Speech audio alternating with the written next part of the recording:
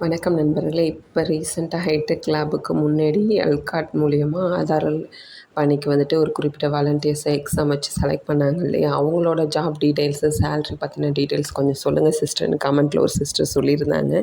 So அவங்களுக்காக இந்த பதிவு. அது மட்டும் இல்லை, டெம்பரரி டீச்சர்ஸை பற்றின ஒரு சில டீட்டெயில்ஸ் நமக்கு தெரிஞ்ச ஷேர் பண்ணிக்கலாம் அப்படின்னு சொல்லிட்டு, அந்த எல்காட் மூலியமா வந்துட்டு ஆதார் பணிக்கு செலக்ட் பண்ணாங்க இல்லையா? அது ஃபர்ஸ்ட் ஆஃப் ஆல் சொன்னது வந்துட்டு 6 மந்த்து தான் அப்படிங்கிற மாதிரி சொல்லியிருந்தாங்க. ஆனால் இப்போ வந்துட்டு இல்லை, இது பர்மனெண்ட் ஜாப் தான் அப்படிங்கிறது சொல்லியிருக்காங்க. இந்த தகவல் வந்துட்டு எனக்கு தெரியாது. நமக்கு தெரிஞ்ச ஒரு சிஸ்டர் ஒருத்தவங்க இந்த ஜாப்பில் இருக்காங்க. ஸோ அவங்கள்ட்டேருந்து சேகரித்த தகவலை தான் உங்கள்கிட்ட நான் ஷேர் பண்ணிக்கிறேன். ஸோ 6 மாதம்னு சொல்லிட்டு தான் ஜாயின் பண்ணாங்க. ஆனால் இப்போ வந்து பர்மனெண்ட் ஜாப் அப்படிங்கிற மாதிரி தான் சொல்லியிருக்காங்க. அடுத்து வந்து பார்த்திங்கன்னா, ஒரு ஆதார் ஒரு இது ஃபில் பண்ணுறதுக்கு வந்து பார்த்திங்கன்னா ரூ. 35 அப்படின்னு சொல்லியிருக்காங்க. அது இல்லாமல் ஒரு வாலண்டியர்ஸ்க்கு 100 ஸ்கூல்லேருந்து 150 ஸ்கூல் கிட்ட ஒதுக்கிடுவாங்களாம். அந்த ஸ்கூலில் உள்ள ஸ்டூடெண்ட்ஸோட ஆதார் இதெல்லாம் நம்ம கம்ப்ளீட் பண்ணி முடிக்கணும். ஸோ அதுதான் நம்மளோட வேலை. அது நம்மளோட டேலண்ட்டை பொறுத்தது. ஒரு நாளைக்கு 10ம் செய்யலாம், ஒரு நாளைக்கு 20 ஆதார் கூட என்ட்ரி போடலாம். ஸோ நமக்கு எப்படி சுச்சுவேஷன் அமையுதோ அதுக்கேற்ற மாதிரி அப்படிங்கிற மாதிரி சொல்கிறாங்க. ரெண்டாவது வந்துட்டு, இது வந்து ஹைடெக் லேப் ஜாப் மாதிரி கிடையாது. ஒரே ஸ்கூலில் மட்டும் இருந்து வேலை பார்க்குற மாதிரி இன்னொரு பணி கிடையாதாம். நமக்கு ஃபஸ்ட்டே நமக்கான ஆப்பில் வந்துட்டு அப்டேட் பண்ணிவிடுவாங்க. நமக்கு எத்தனை ஸ்கூல் அப்படிங்கிறத அவங்களே ஃபஸ்ட்டே சொல்லிவிடுவாங்கங்கிறதால நம்ம ஒரு ஸ்கூல்லேயே இருந்து கூட நம்ம முடிச்சுட்டு அடுத்தடுத்த ஸ்கூலுக்கு போயிட்டு அதை பண்ணிக்கலாம் அப்படிங்கிற மாதிரி சொல்கிறாங்க. அதாவது அலைஞ்சிக்கிட்டே இருக்கணும். ஸோ ஒரு ஸ்கூல்லேயே நம்ம நிரந்தரமாக இருந்து அந்த பணியை வந்துட்டு செய்ய முடியாது.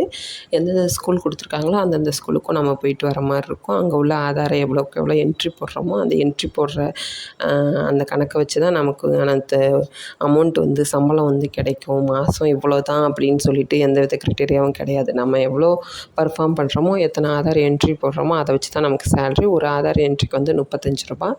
நமக்குன்னு ஒரு குறிப்பிட்ட ஸ்கூல்ஸ் வந்து அலாட்மெண்ட் பண்ணிவிடுவாங்க. அந்த ஸ்கூல்ஸில் போயிட்டு நம்ம அப்பப்போ அதெல்லாம் செஞ்சு முடிக்கணும். அதுதான் நம்மளோட வேலை. ஒரு ஆதார் என்ட்ரிக்கு ரூ. 35 சொல்லியிருக்காங்க. அது முடித்ததுக்கப்புறம் நான் அவங்களுக்கு கொடுக்கப்பட்டிருக்க ஆப்லேயே இன்னும் எத்தனை ஸ்கூல் பெண்டிங் இருக்குது, இன்னும் எந்தெந்த ஸ்கூல் பண்ணணும், எவ்வளோ நீங்கள் முடிச்சிருக்கீங்க அப்படிங்கிறது அந்த ஆப்லேயே அப்டேட் பண்ணிவிடுவாங்களாம். இதுதான் அவங்களோட ஜாபை பற்றின டீட்டெயில்ஸு. ரெண்டாவது வந்து பார்த்திங்கன்னா, டெம்பரரி டீச்சர்ஸ் வந்துட்டு எல்லா ஊர்லேயும் கட்டாயம் இருப்பாங்க. எஸ்எம்சி மூலியமாக செலக்ட் பண்ணியிருப்பாங்க.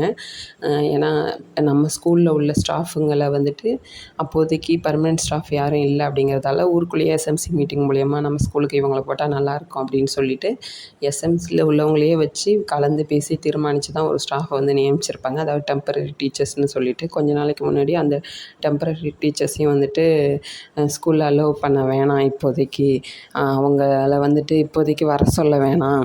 அலோவ் மீன்ஸ் இப்போதைக்கு ஸ்கூல் வந்து கண்டினியூ பண்ண வேணாம், நாங்கள் சொல்கிற வரையும் அவங்கள நீங்கள் கூப்பிட்டுக்க வேணாம், டீச்சர்ஸ் அவங்க டெம்பரரி டீச்சர்ஸை பாடம் நடத்த கூப்பிட்டுக்க வேணாம், நாங்கள் சொல்கிற வரையும் உத்தரவு வரும் வரை அப்படின்னு சொல்லியிருக்காங்க. எதுக்காக அப்படின்ட்டு இது தெரியல. ஏன்னா 3100 3200 கிட்ட டெட்டு பாஸ் பண்ணவங்க நிறைய பேர் இருக்காங்க. இன்னும் அவங்களுக்கு நியமன தேர்வு வரல. ஜூலை 20 21 சம்திங், அது எனக்கு டேட் சரியாக தெரில. அந்த டேட்டில் தான் சொல்லியிருக்காங்க நியமன தேர்வு. இன்னும் நிறைய பேர் டெட்டு பாஸ் பண்ணிட்டு நிறைய பேர்கிட்ட இருக்கிறாங்க.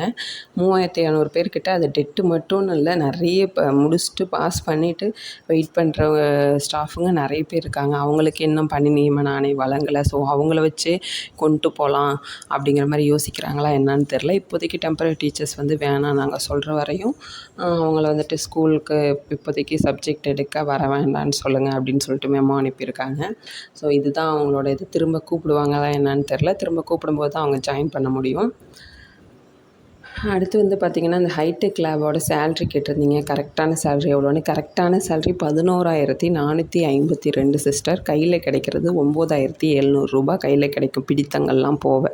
ஸோ இந்த 11,452 பிடித்தங்கள்லாம் போக நம்ம கைக்கு வரக்கூடிய அமௌண்ட்டு 9,700 கிடைக்கும். இது வந்து 5 இயர்ஸ் இருக்குது. 5 இயர்ஸ் அக்ரிமெண்ட் ஜாப் மாதிரி சொல்லியிருக்காங்க. இது பர்மனெண்ட் ஆகுமா என்னங்கிறது தெரில. ஆனால் ஆதார் ஒர்க் வந்து பர்மனெண்ட் ஒர்க் அப்படிங்கிற மாதிரி சொல்லியிருக்காங்க. டெம்பரரி டீச்சர்ஸ் வந்துட்டு திரும்ப மறு உத்தரவு வர இப்போதைக்கு ஸ்கூலுக்கு தான் சப்ஜெக்ட் எடுக்க வேண்டாம் அப்படிங்கிற மாதிரி சொல்லியிருக்காங்க. இதுதான் இன்னொரு டீட்டெயில் வந்து என்னென்னா, இந்த கேஒய்சி கால் பாத அளவீடு இதுக்கெலாம் வந்துட்டு ஒர்க் பண்ண வாலண்டியர்ஸ்க்கு இன்ன வரையும் சேல்ரி வந்து சேரல. அதுக்கான ப்ராசஸ் தான் போயிட்டுருக்கு. ஏன்னா அந்த மைய செயல்பாட்டு அறிக்கை முடிக்காதவங்க, அந்த பேலன்ஸ் பெண்டிங் உள்ளவங்க, அமௌண்ட் போட வேண்டிய பேலன்ஸ் பெண்டிங் உள்ளவங்க, ஸோ இந்த அப்டேட் பண்ணுறது ஐடிகே ஆப் 2.0, ஸோ இந்த ப்ராசஸ்லாம் தான் போயிட்டுருக்கு. அதனால தான் இல்லம் தேடி கல்வி மையம் இப்போதைக்கு ரன் பண்ண வேணாம் அப்படின்னு சொல்லியிருக்காங்க. கூடிய சீக்கிரம் அந்த கால் பாத அளவீடுகளுக்காக இருக்கட்டும், மற்ற எந்தெந்த ஒர்க்குக்கு பெண்டிங் அமௌண்ட் வரணுமோ அது கண்டிப்பாக வந்துடும் அப்படிங்கிற மாதிரி சொல்லியிருக்காங்க. ஸோ அதுக்கான ப்ராசஸ் தான் ரன்னிங்கில் இருந்துகிட்ருக்கு அப்படிங்கிற மாதிரி சொல்லியிருக்காங்க. ஸோ நீங்கள் அந்த இது முடித்தவங்க யாராவது இருந்தீங்க, உங்களுக்கு இன்னும் சேல்ரி வரல, அதுவுமே ஒரு சிஸ்டர் கமெண்ட்டில் கேட்டிருந்தாங்க. அது வந்துட்டு சேல்ரி கூடிய சீக்கிரமே வந்துடும் அப்படிங்கிற மாதிரி அவங்க தரப்புலேருந்து சொல்லியிருக்காங்க சிஸ்டர். ஸோ சேல்ரி வரலன்னு யாரும் யோசிக்க வேணாம்.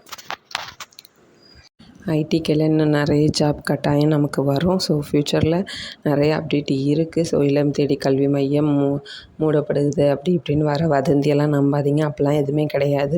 சென்ட்ரு வந்து குறைக்க தான் செய்வாங்க. ஏன்னா நிறைய இடங்களில் மையம் வந்து செயல்படாமல் இருக்கு இல்லையா? ஸோ அதை மட்டும்தான் டிஸ்கவுண்ட் அந்த மையங்கள் மட்டும் செயல்படாமல் இருக்கிற மாதிரி தான் பார்த்துக்கிறாங்க. எண்ணிக்கை தான் குறையுமே தவிர அந்த ஸ்கீமே முடிய போகிறது கிடையாது. ஸோ அதனால் நிறைய ஜாப் அப்டேட் வந்துக்கிட்டே இருக்கும். ஸோ வாலண்டியர்ஸாக இருக்கிறவங்களுக்கு இது ஒரு நல்ல ஆப்பர்ச்சுனிட்டின்னு சொல்லலாம். எக்காரணத்தை கொண்டும் நீங்கள் ஐடிக்கேவை டிஸ்கண்டினியூ பண்ணணும் அப்படின்னு சொல்லிட்டும் நினைக்காதீங்க. நமக்கு இதில் நிறைய ஜாப் அப்டேட்ஸ் கண்டிப்பாக ஃப்யூச்சரில் வரும். ஸோ நமக்கு இந்த வேலை கிடைக்கலையே அப்படின்னு சொல்லிட்டு ஹைடெக் லேபாக இருக்கட்டும், ஆதார் ஒர்க்காக இருக்கட்டும், எதுக்குமே நமக்கு இந்த ஜாப்லாம் கிடைக்கலையே அப்படின்னு சொல்லிட்டு யாருமே ஃபீல் பண்ணிகிட்டு இருக்காதீங்க. கட்டாயம் நமக்கானது நம்மளை வந்து சேரும். இன்னும் நிறைய ஜாப் ஆப்பர்ச்சுனிட்டிஸ் நமக்காக காத்துட்ருக்கு. ஸோ ஹோப், நம்பிக்கையை விட்டுறாதீங்க. இந்த வீடியோ உங்களுக்கு பிடிச்சிருந்தா லைக் பண்ணுங்கள், உங்கள் ஃப்ரெண்ட்ஸ் அண்ட் ஃபேமிலிக்கு ஷேர் பண்ணுங்கள். நன்றி, வணக்கம்.